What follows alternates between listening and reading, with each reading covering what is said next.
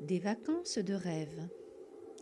Yvette ne pouvait pas partir en vacances, et cela ne lui manquait pas. Elle voyait bien passer toutes les publicités à la télé ou sur son portable, d'avions qui décollent vers des destinations exotiques et dépaysantes.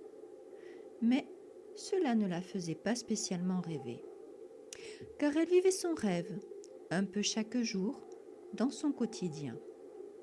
Souvent, elle s'asseyait au pied de sa fenêtre et se mettait à regarder le ciel.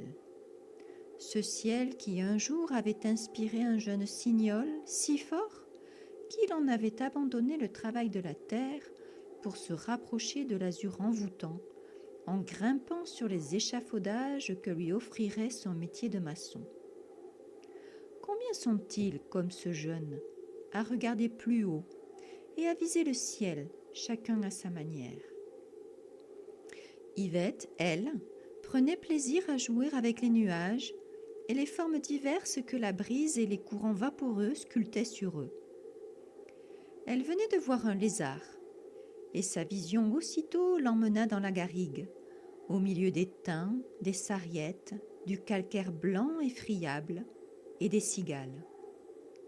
Elle s'endormit presque, bercée par le crissement monotone des ailes vibrant lourdement sous l'onde de chaleur parfumée des herbes de Provence.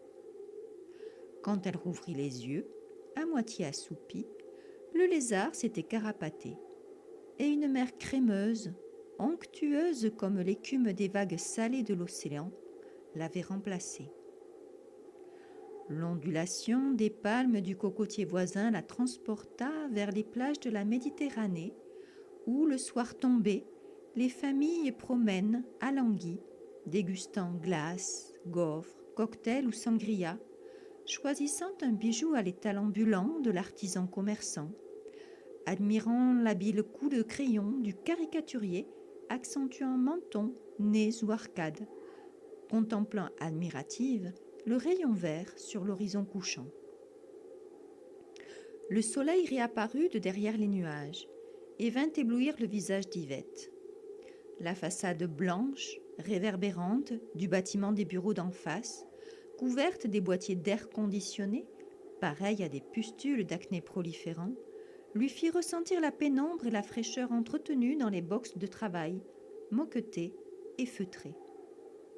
Un frisson la fit frémir, et elle se surprit alors à regarder au travers des carreaux de la vieille ferme, en ces après-midi d'été où la chaleur étouffante s'était transformée d'un seul coup de tonnerre en un espace ouvert dans le temps, une brèche où l'eau pouvait s'infiltrer, retrouver sa place et abreuver les gosiers, les plants et les sols assoiffés.